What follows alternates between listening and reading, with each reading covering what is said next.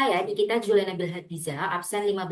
Pada kesempatan kali ini, saya akan membahas UMKM yang kelompok saya pilih, yaitu Toko Bangunan UD Rizka Jaya. Toko Bangunan UD Rizka Jaya ini adalah usaha yang menjual berbagai bahan bangunan dan perlengkapan konstruksi rumah. Toko ini berlokasikan di Jalan Tanjung Banjar Arun, Singosari, Malang. Dan produk yang tersedia cukup lengkap, mulai dari semen, cat, kloset, keramik, tandon air, pintu, tangga aluminium, gerobak dorong, hingga perlengkapan kamar mandi. Semua barang ini diperoleh dari distributor resmi sehingga kualitasnya terjamin. Dan kegiatan operasional toko ini itu dibantu sekitar 15 karyawan yang bekerja di bagian penjualan, gudang, administrasi, keuangan, dan pengiriman. Sistem kerja di toko ini menekankan pelayanan cepat, pengecekan stok yang teliti, dan komunikasi yang lancar. Dan kemudian pelanggan utamanya meliputi pemborong, kontraktor kecil, dan masyarakat umum yang sedang membangun atau merenovasi rumah. Dan toko ini juga memberikan harga melalui sistem tawar-menawar. Untuk pengiriman barang, toko ini menyediakan gratis ongkir untuk pengantaran reguler, dan jika pengantaran ingin pengiriman cepat menggunakan pick up, akan dikenakan biaya tambahan sesuai dengan jarak. Misalnya ke daerah Suhat sekitar 15 sampai 20 ribu. Secara keseluruhan, UD Rizka Jaya berkomitmen memberikan produk berkualitas, harga bersaing, dan pelayanan yang ramah sehingga menjadi salah satu toko bangunan yang dipercaya banyak pelanggan di Malang dan sekitarnya. Kemudian di sini ada sejarah dari UMKM ini sendiri.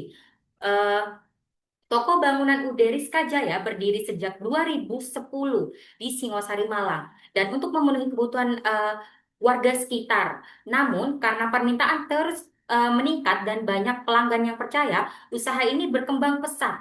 Produk yang dijual semakin beragam dan kerjasama dengan distributor itu semakin luas, dan pelayanannya juga semakin meningkat setelah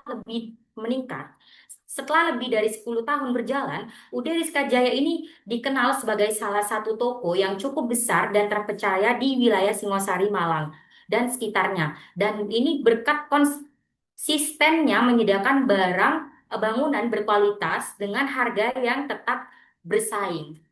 Kemudian di sini ada identitas dari UMKM itu sendiri, yaitu profil usaha dari toko bangunan UD Rizka Jaya. Jadi ini ada nama usaha, bidang usaha yaitu perdagangan bahan bangunan, kemudian metode persediaan menggunakan FIFO, di mana barang yang masuk lebih dulu itu dianggap terjual lebih dulu. Dengan cara ini, stok terbaru itu akan menjadi persediaan akhir. Dan metode ini cocok untuk usaha yang barangnya itu cepat berputar, seperti toko bangunan ini. Dan kemudian ada alamat, nama pemilik usaha, tahun berdiri, nomor telepon dan email, serta tanggal mulai atau tutup buku dan periode akuntansi untuk di Accurate itu sendiri. Kemudian akan dijelaskan oleh teman saya.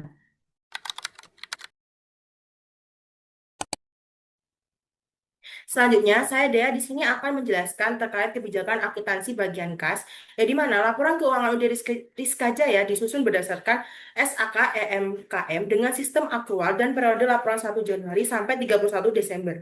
Persediaan dicatat secara perpetual dengan metode FIFO. Kas dan setara kas meliputi uang tunai dan saldo di rekening BRI, Mandiri, dan BCA. Untuk menjaga keamanan dan ketelitian, pencatatan kas perusahaan mewajibkan setiap transaksi penjualan di atas 5 juta dan dilakukan melalui transfer bank. Selanjutnya, di sini saya akan menjelaskan terkait transaksi pembelian, yang dimana di sini terdapat nilai dan komponen pembelian, yang dimana total nilai pembelian barang di UD Rizka Jaya sudah termasuk harga pokok ditambah PPN 11%. Jadi, setiap barang pulakan langsung dicatat menggunakan harga final tersebut. Sehingga nilai persediaan di gudang benar-benar mencerminkan biaya sebenarnya yang dikelola oleh toko. Lalu, cara pembayaran dan pencatatannya, yang dimana pembelian dapat dilakukan secara tunai maupun kredit dengan syarat pembayarannya 30 hari. Jika pembelian dilakukan secara kredit, maka transaksi langsung dicatat sebagai utang usaha hingga dilunasi. Setelah pembayaran dilakukan dalam 30 hari, utang dihapus dan kas atau saldo Bank UD Jaya berkurang sesuai jumlahnya. Proses ini memastikan arus kas tertib dan pencatatan sesuai SAK MMKM.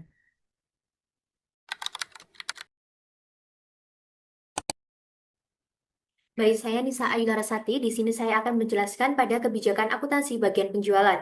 UD Rizka Jaya mencatat pendapatan ketika pelanggan sudah menerima barang. Artinya, penjualan dianggap terjadi saat barang berpindah kepemilikan dari penjual ke konsumen. Untuk penjualan tunai, pendapatan dicatat ketika uang dibayar baik secara langsung maupun bisa melalui transfer bank. Sedangkan untuk penjualan kredit, pendapatan dicatat ketika faktur penjualan diterbitkan. Harga jual barang belum termasuk PPN 11% sehingga pajak ditambahkan saat transaksi berlangsung. Setiap transaksi harus dilengkapi bukti resmi berupa nota atau faktur agar pencatatan lebih akurat. Selain itu, biaya yang berhubungan dengan penjualan dicatat pada periode yang sama dengan pendapatannya agar laporan keuangan benar-benar menggambarkan keuntungan yang diperoleh.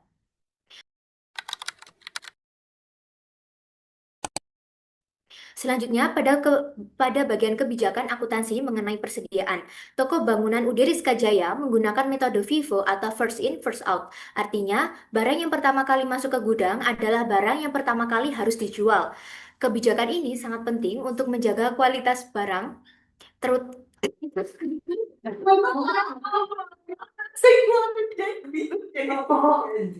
anjir anjir. Ulang Enggak, ketiga sing ya. kedua, sing Oh kedua. ya. Iya.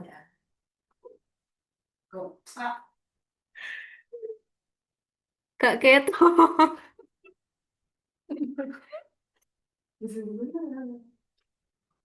Ya, Bisa? ya sekarang kita Baik, selanjutnya pada bagian kebijakan akuntansi mengenai persediaan, toko bangunan UD Rizka Jaya menggunakan metode FIFO atau first in first out. Artinya, barang yang pertama kali masuk ke gudang adalah barang yang pertama kali harus dijual. Kebijakan ini sangat penting untuk menjaga kualitas barang, terutama karena mayoritas produk berupa material bangunan ini memiliki resiko mudah rusak. Kemudian, perusahaan dapat menghindari penumpukan stok lama sekaligus meminimalkan potensi kerusakan atau penurunan kualitas bahan. Selain itu, pencatatan persediaan dilakukan menggunakan metode perpetual, yaitu setiap perubahan jumlah barang, baik karena pembelian, penjualan, pemindahan barang, maupun penyesuaian, langsung diperbarui dalam sistem. Dengan metode ini, perusahaan selalu mengetahui jumlah stok secara akurat dan real time pada saat periode tertentu, sehingga pengendalian persediaan dapat dilakukan dengan lebih efektif.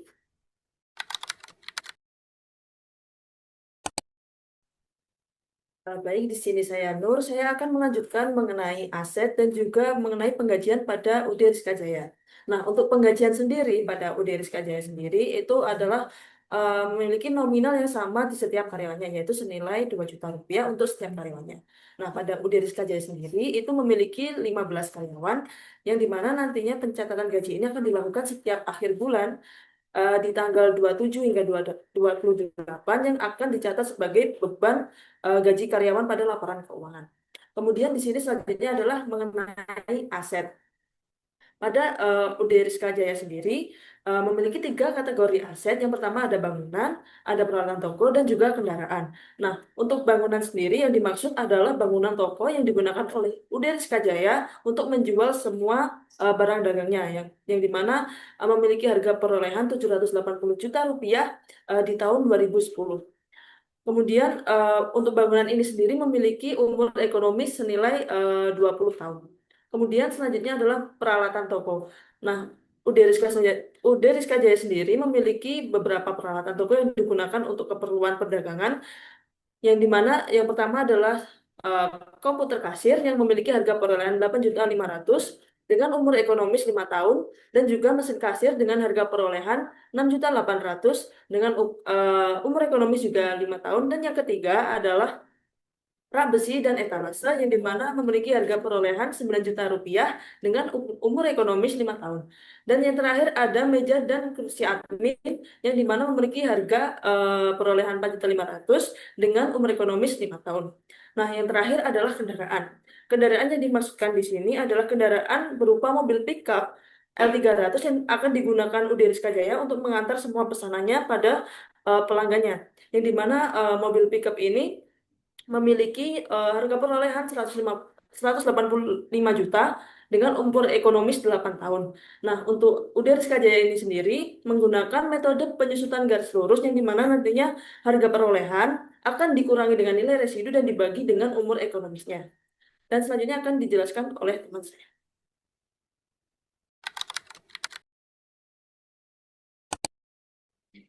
Jadi, pada toko bangunan UD Rizka Jaya sendiri memiliki transaksi unik, di mana pada tanggal 18 September 2025, UD Rizka Jaya ini membuat produk bundling pertama kali yang diberi nama dengan paket siap ngecat.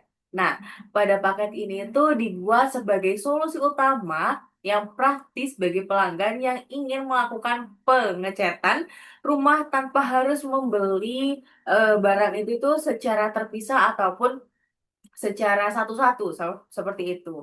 Nah, setiap paket ini tuh terdiri dari 5 pieces cat tembok saja dan juga satu kuas roll dengan ukuran sedang. Nah, barang-barang ini itu diambil dari gudang belakang yang kemudian digabung menjadi satu produk baru yaitu berupa paket siap ngecat. Nah, untuk tata cara ataupun langkah-langkah mengenai pembuatan bundling ini, simak video berikut.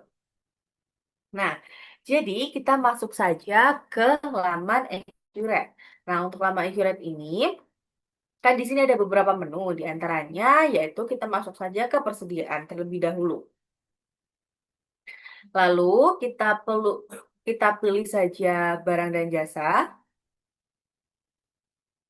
Nah, untuk tampilan awal, jika memang kita belum sama sekali menambahkan berupa paket ataupun bundling dari perusahaan kami, maka tampilannya akan seperti ini. Jadi kita harus mengisi manual mengenai nama barang, kategori barang, lalu juga jenis barang ini berupa persediaan ataupun grup. Jika ingin membuat bundling, maka kita pencet saja grup seperti itu.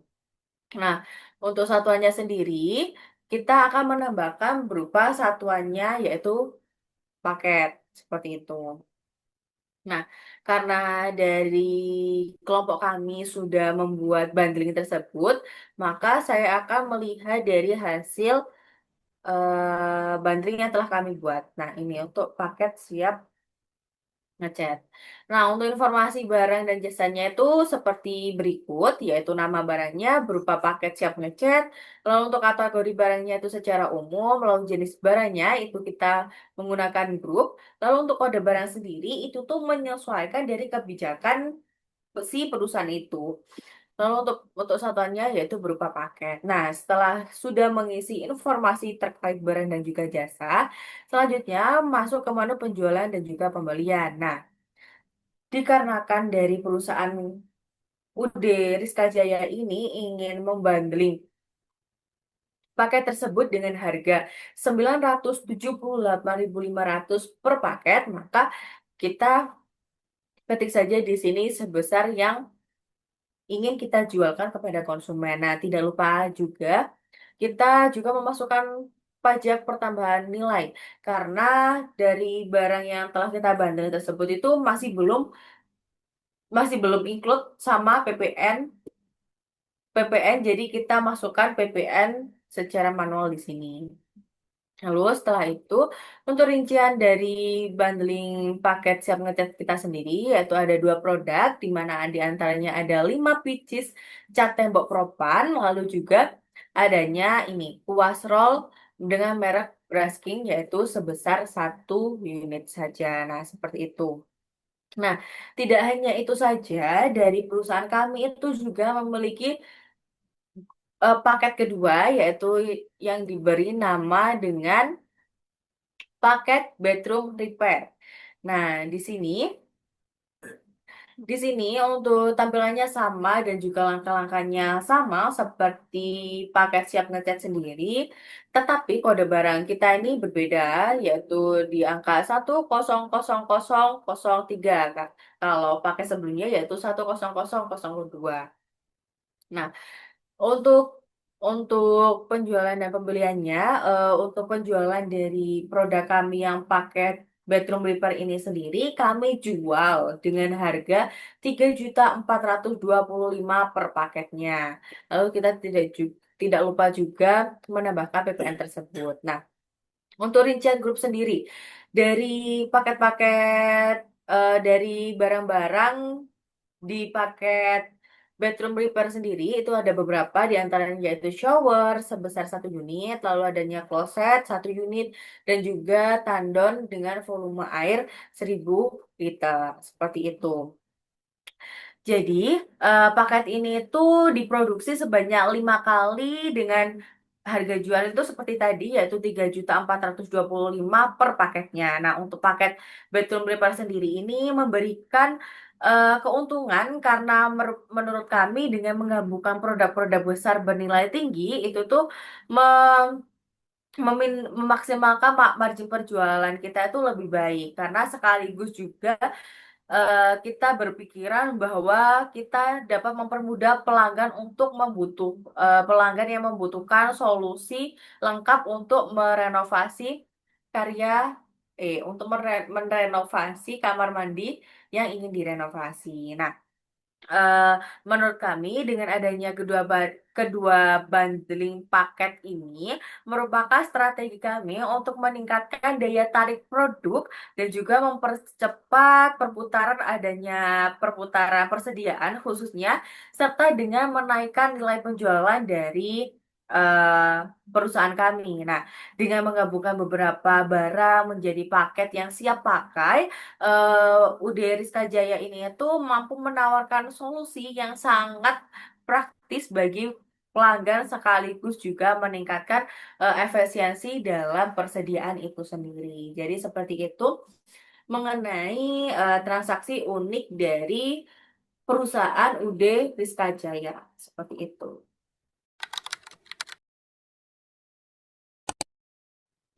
Baik, terima kasih atas kesempatan yang diberikan. Saya, Talenta Novia, akan melanjutkan mengenai analisis laba rugi yang terjadi di perusahaan Rizka Jaya. Nah, jadi pada bulan September 2025, toko bangunan ini tuh mencatat total penjualan sebesar 27.714. Nah, data ini kami analisis untuk mengetahui kondisi profitabilitas, efisiensi biaya yang dilakukan oleh perusahaan, serta kesehatan perusahaan itu bagaimana. Nah, selanjutnya untuk harga pokok penjualan sendiri itu total biayanya tuh dikeluarkan sebanyak 24.204.507. Nah, dari selisih ini antara pendapatan dan juga HPP ini tuh mendapatkan laba kontor dari perusahaan tersebut itu sebesar 3.509.493. Nah, untuk margin kontor dari perusahaan ini tuh berada di angka sekitar 12,6% yang masih tergolong cukup rendah untuk sebuah toko bangunan. Nah, untuk total beban operasionalnya sendiri pada bulan September, pada perusahaan ini tuh mencapai 34.872.205. Nah, komponen terbesar dari beban ini itu pada sisi gaji karyawan. Karena kenapa? Dari perusahaan kami ini harus membayar sejumlah 15 karyawan yang masing-masing karyawannya itu mendapatkan gaji sebesar 2 juta. Maka dari itu, perusahaan ini mengeluarkan beban gaji sebesar 30 juta.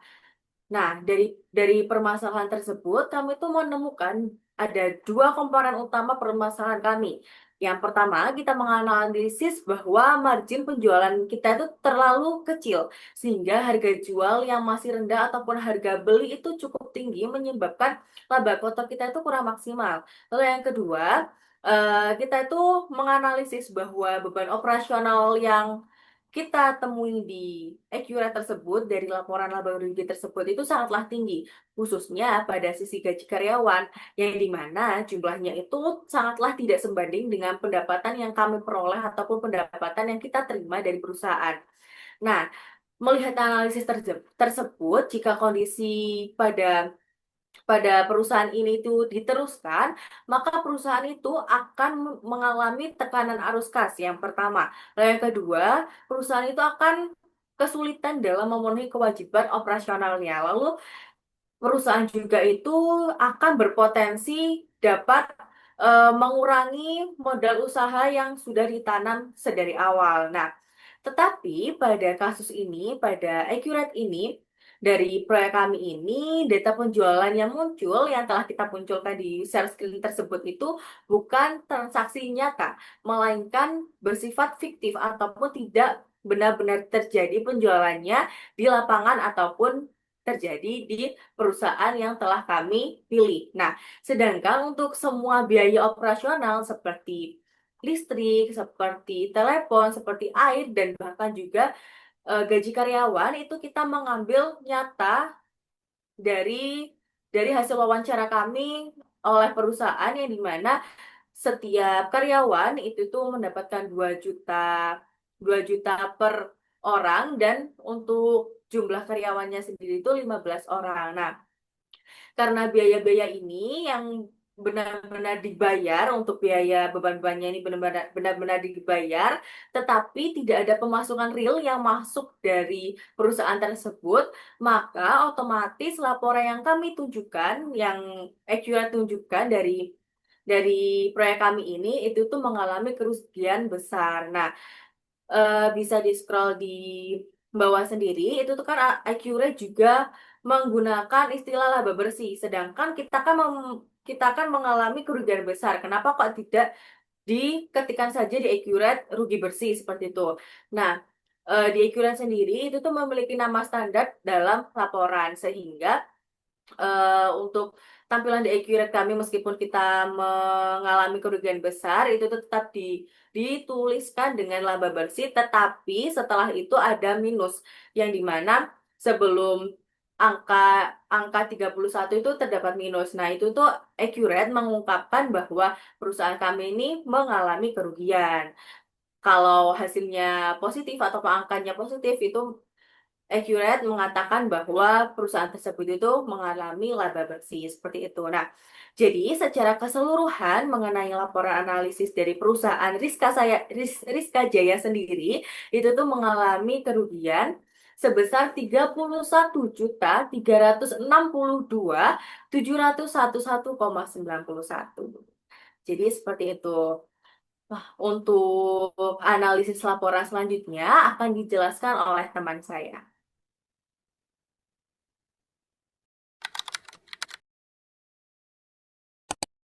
Baik, di sini saya dia akan menjelaskan terkait laporan keuangan mengenai neraca per 30 September 2025, yang dimana menunjukkan total aset toko bangunan UD Rizka Jaya kira-kira sebesar 1,01 miliar rupiah.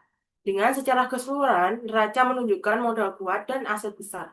Tetapi UD Rizka Jaya menghadapi masalah kas dan kerugian operasional yang perlu segera diperbaiki.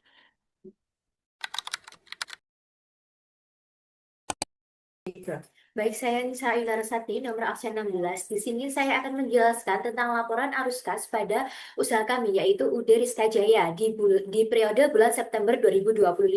Pada periode bulan September 2025 ini menunjukkan arus kas negatif. Total kas yang masuk dari penjualan adalah sebesar 32.282.540 perak. Tetapi pengeluaran operasional jauh lebih besar, terutama pembayaran gaji karyawan sebesar 30 juta dan pembelian persediaan sebesar 27.861.000.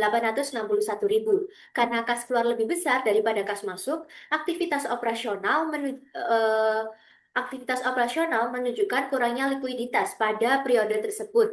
Perlu dijelaskan juga bahwa transaksi yang kami buat ini hanya digunakan dalam proyek saja, sehingga transaksi ini itu hanya bersifat fiktif dan hanya bersifat fiktif, bukan menggambarkan kondisi asli pada toko UB Rizka Jaya. Ketidakseimbangan antara pendapatan dan pengeluaran dalam data simulasi inilah yang menyebabkan arus kas terlihat negatif. Selain itu, jika pada usaha aslinya, pasti sebuah bisnis itu akan menjalankan dan akan memperhatikan arus kas masuknya itu agar tetap positif. Di sini saya akan menjelaskan mengenai laporan piutang dari UD Rizka Jaya. Nah, untuk UD Rizka Jaya sendiri itu memiliki nilai piutang senilai 31.070.000 rupiah, yang dimana untuk keseluruhannya itu masih belum tertagih.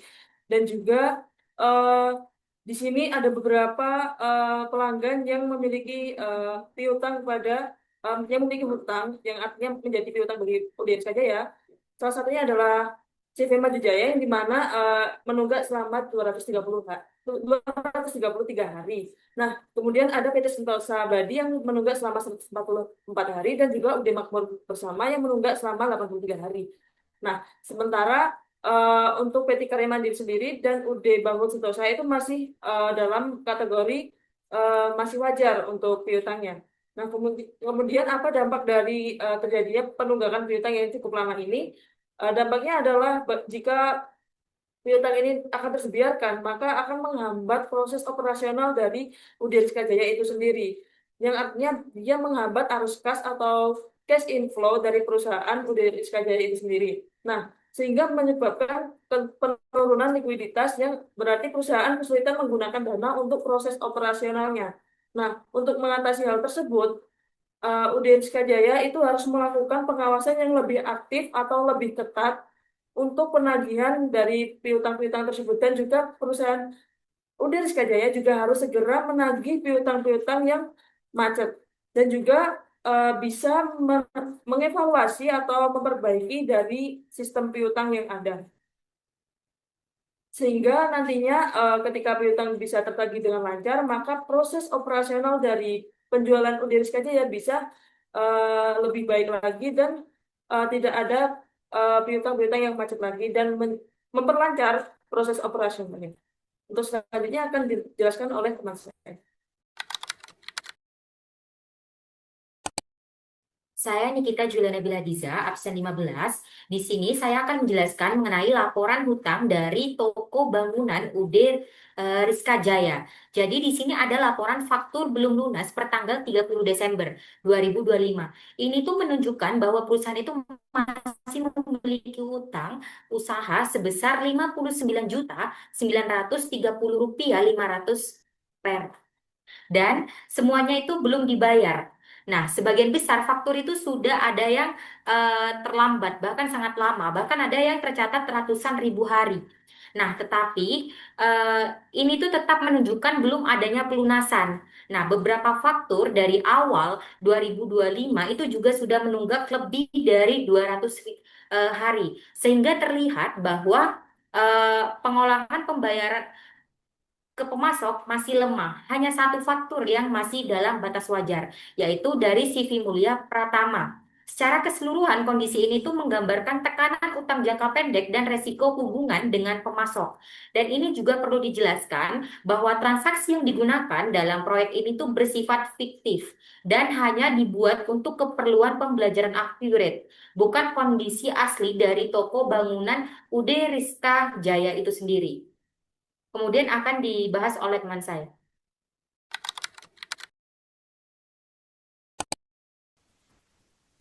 Baik, di sini saya Nur. Di sini saya akan melanjutkan mengenai rasio likuiditas pada UD Rizka Jaya. Jadi, secara kesimpulan, UD Rizka Jaya ini memiliki kemampuan yang cukup baik dalam membayar hutang jangka pendeknya. Namun ada beberapa hal yang perlu kita perhatikan, seperti pada current ratio. Pada current ratio sendiri itu memiliki angka 2,68 kali, yang lebih besar dari bulan sebelumnya yang hanya 0,5 kali.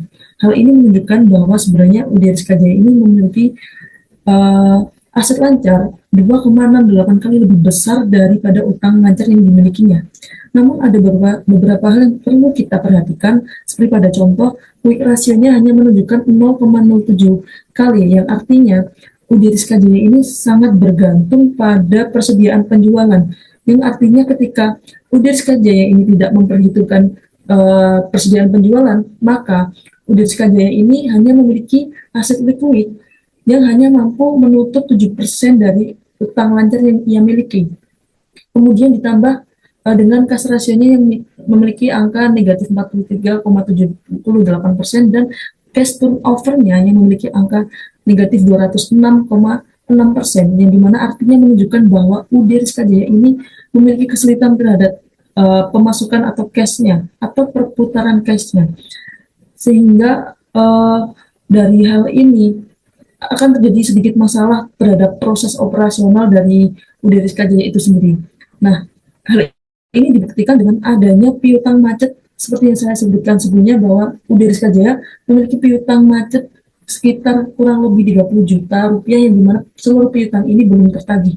Artinya dari hal ini ada beberapa hal yang bisa dievaluasi dan dilakukan oleh UD Rizka Jaya untuk membenahi rasio likuiditasnya. Jadi UD Rizka Jaya bisa melakukan beberapa hal, diantaranya yang pertama, UDSK Jaya bisa melakukan penagihan terhadap piutang-piutang macet guna untuk memenuhi kebutuhan kasnya dan juga meningkatkan penjualan dengan cara meningkatkan promosi sehingga akan UDSK Jaya akan memiliki kas masuk dan bisa memperlancar operasionalnya. Dari hal tersebut nantinya UDSK Jaya bisa membenahi rasio likuiditasnya yang rendah. Mungkin untuk rasio likuiditasnya cukup sekian penjelasannya. Untuk selanjutnya akan dijelaskan oleh teman saya.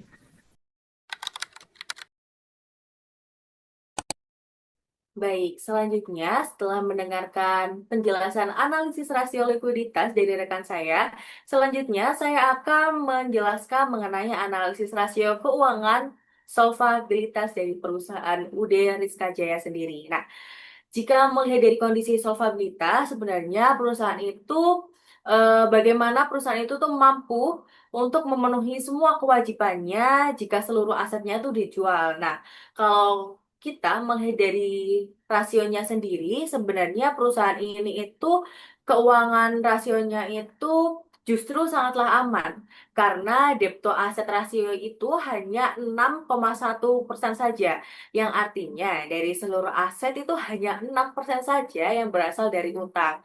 Nah, begitupun juga dengan debt to equity rasionya sendiri. Hanya 6,5% saja, yang dimana menunjukkan perusahaan itu tuh hampir tidak mengandalkan utang untuk beroperasi. Nah, dari sisi equity multiplier sendiri, itu tuh hanya sebesar 1,6 saja, yang dimana menandakan hampir seluruh aset dibiayai oleh modal sendiri.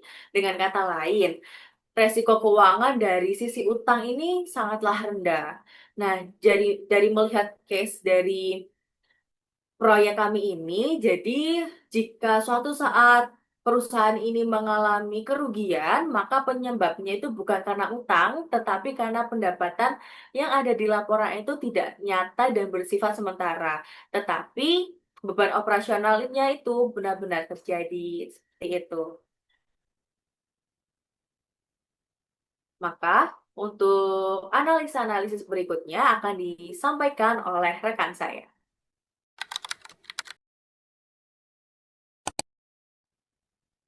Baik, saya Risa Ayu Larasati, nomor absen 16. Di sini saya akan menjelaskan tentang rasio keuangan, khususnya pada bagian rasio efektivitas, di mana rasio efektivitas ini digunakan untuk menilai seberapa efektif suatu perusahaan memanfaatkan aset dan modal kerjanya dalam menghasilkan penjualan.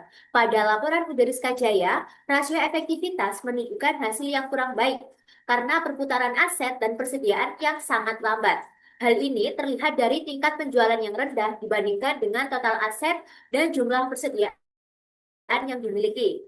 Sehingga efektivitas perusahaan dalam menjalankan operasional kurang maksimal. Dengan data ini dapat disimpulkan bahwa efektivitas operasional UD Rizka Jaya sangat rendah karena ada beberapa faktor seperti yang pertama ada aset yang dimiliki tidak mampu menghasilkan penjualan tidak mampu menghasilkan penjualan dengan cepat. Kemudian yang kedua, persediaan terlalu lama tersimpan sebelum terjual. Kemudian yang ketiga yaitu penagihan piutang tidak berjalan efektif sebagaimana yang direncanakan di awal sehingga kas masuk menjadi terlambat.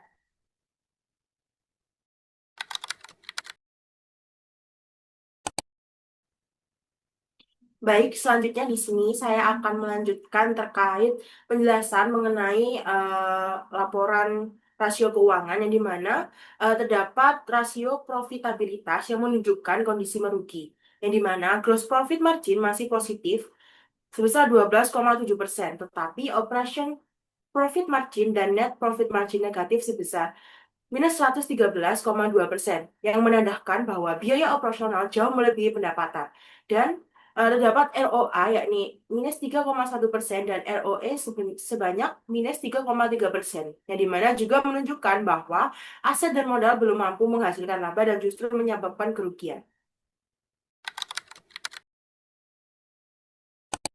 Di sini saya akan menjelaskan tentang problem yang kami hadapi saat melakukan proyek Accurate kemarin. Salah satu contohnya yaitu pada saat mengimpor data daftar akun ke dalam Accurate, terdapat beberapa data yang gagal masuk. Setelah dicek melalui file informasi kesalahan, penyebabnya adalah penulisan jenis akun yang tidak sesuai dengan format standar, yaitu terdapat tipe penulisan dari OXEP yang seharusnya itu kodenya OEXP. Kesalahan penulisan inilah yang membuat sebagian akun ditolak oleh sistem dan proses impor tidak bisa berjalan dengan benar.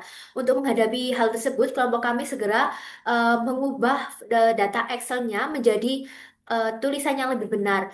Nah, jadi kita di dalam Excel tersebut telah merubah kodenya menjadi OEXP. Setelah itu, setelah diimpor ke dalam Accurate, semua data yang ada di dalam Excel tersebut sudah bisa terimpor semua. Selanjutnya saya, Nikita Juliana Diza, absen 15, akan menjelaskan problem yang dihadapi. Jadi, saat mengerjakan ketika ingin menjumlahkan nilai menggunakan fungsi sum di Excel. Angkanya itu tidak mau muncul dan setelah dicek ternyata kolom nominal tidak terbaca sebagai angka karena tulisannya RP diketik secara manual sehingga Excel itu menganggap sebagai teks. Untuk memperbaiki hal itu, kami itu menghapus RP yang ditulis manual dan mengubah format kolomnya itu menjadi angka otomatis. Setelah formatnya benar, fungsi sum itu langsung bisa digunakan dan totalnya itu muncul sesuai yang diinginkan dan data tersebut kemudian sudah siap dipakai untuk proses impor ke berikutnya dan selanjutnya akan dibahas oleh teman saya. Baik, di sini saya akan menceritakan beberapa kesulitan saya dalam mengerjakan proyek dari Accurate ini. Yaitu saya mengalami masalah ketika menentukan saldo awal karena total aktiva dan pasiva yang kami miliki itu tidak seimbang atau tidak balance. Sehingga kami harus mengecek satu persatu akun yang ada di saldo awalnya. Kemudian karena pada proyek kali ini mungkin beberapa data yang kami miliki itu berupa data fiktif sehingga kami harus benar-benar memperhatikan antara saldo yang terdapat pada aktiva dan saldo pada aktiva sehingga nantinya eh, data atau nilai saldo dari setiap akun ini akan seimbang atau balance sehingga nantinya bisa kami lanjutkan untuk eh, data awal yang digunakan untuk proyek dari Accurate ini. Baik, selama pengerjaan dari proyek kami ini tentunya tidak hanya berjalan mulus saja, tetapi kami itu juga mengalami beberapa problem dari pengerjaan proyek ini. Di antaranya, kami ini mengalami kesulitan saat membuat soal, karena format data yang telah disusun itu belum sesuai ternyata dengan standar import accurate, yang dimana beberapa akun, kode, dan juga transaksi itu tidak cocok sehingga data itu tidak bisa langsung untuk digunakan. Nah, solusi dari kelompok kami sendiri itu yang pertama, kami ini melakukan diskusi kelompok untuk menyesuaikan format soal, lalu juga menggunakan template dari Accurate-nya itu sendiri. Lalu yang kedua, kami itu juga memperbaiki data yang kurang tepat dan juga kita tuh memastikan semua informasi itu sudah lengkap. Nah, sebelum kita mengimpor, kita itu juga memperbaiki lagi. Nah, setelah kita memperbaiki semua itu, setelah kita berdiskusi, setelah kita menemukan solusi, sehingga data yang kita proses ini berjalan dengan lancar. Seperti itu. Jadi saya Dea di sini akan menjelaskan terkait problem dari kelompok kami yang dimana di sini terdapat dalam proses pencatatan pada akurat. Di situ terdapat transaksi pemakaian persediaan berupa pintu yang digunakan untuk kebutuhan pribadi dari toko tersebut karena pintu toko mengalami kerusakan. Jadi transaksi tersebut tidak seharusnya dicatat sebagai aset melainkan sebagai beban pemakaian persediaan karena barang tersebut digunakan untuk keperluan operasional bukan untuk menambah nilai aset perusahaan.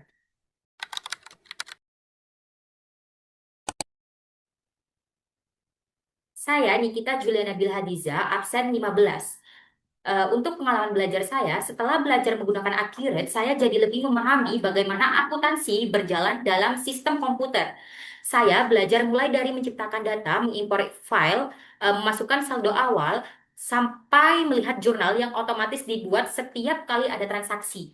Dan dari situ saya juga lebih mudah memahami laporan keuangan yang dihasilkan. Selama proses belajar, saya merasa kemampuan saya meningkat, terutama dalam hal ketelitian dan penggunaan fitur-fitur di Accurate. Meskipun saya belum pernah mendapatkan mata kuliah perpajakan lewat praktik ini, saya mulai mengerti dasar-dasar dari PPN. Dan belajar dalam kelompok juga membuat semua itu lebih ringan karena bisa bertukar pendapat, membantu kalau ada yang kesulitan, dan menyelesaikan masalah bersama.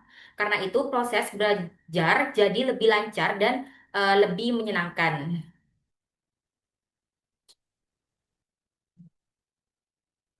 Baik, di sini saya Nur, saya akan menceritakan pengalaman belajar saya dari pembelajaran Accurate ini.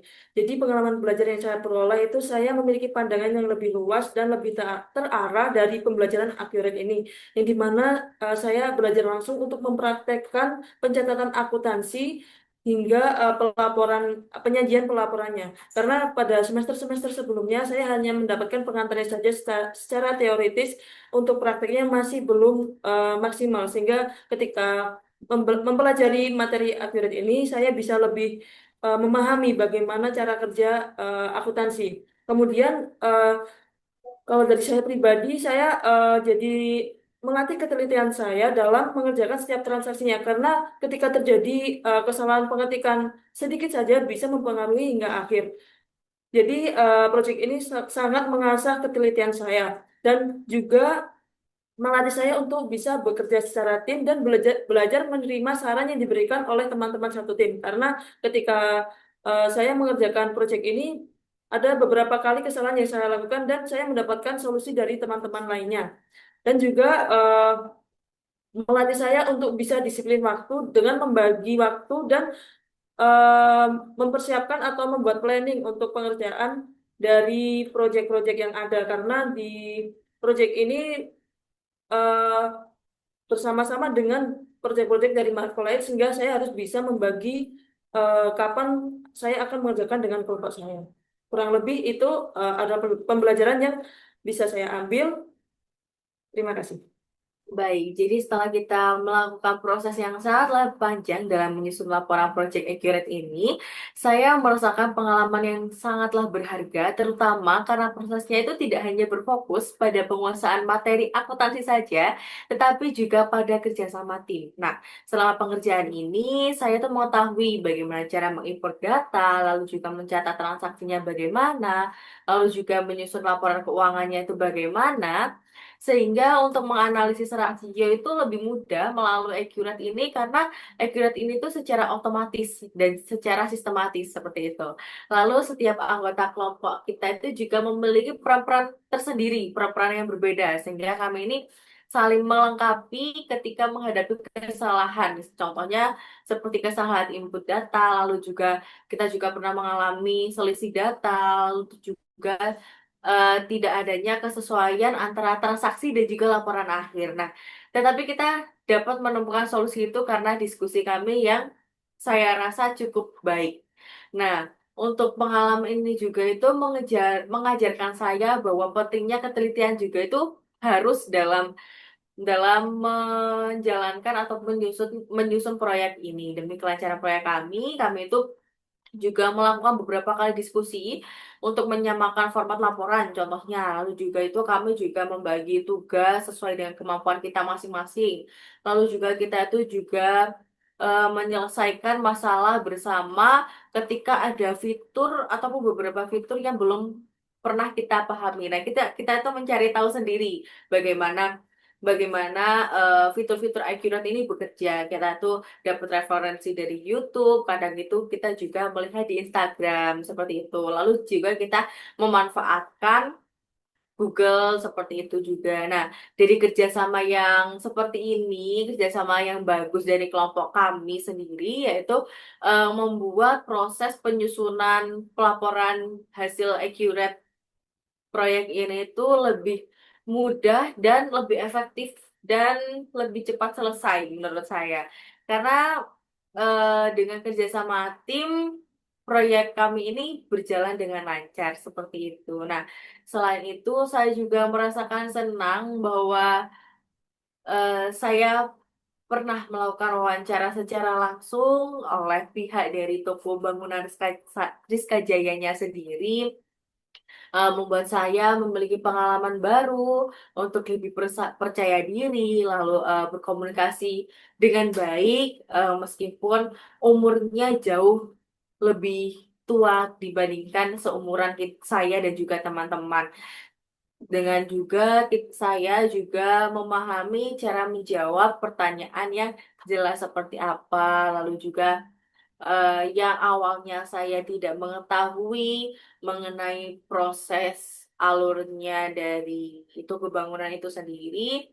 eh, Sekarang saya dan teman-teman jauh lebih mengerti, ternyata seperti ini proses alurnya, ternyata barangnya ditaruh sini, ternyata setiap setiap pembelian itu ada ada ada pengantarnya sendiri, lalu dari segi gaji dan juga karyawannya sendiri seperti itu. Karena kan eh, perusahaan yang kami wawancarai sendiri itu kan dari pihak tetangga saya sendiri, jadi saya lebih bisa mengenal komunikasi dan lebih mengenal lagi tetangga saya seperti itu.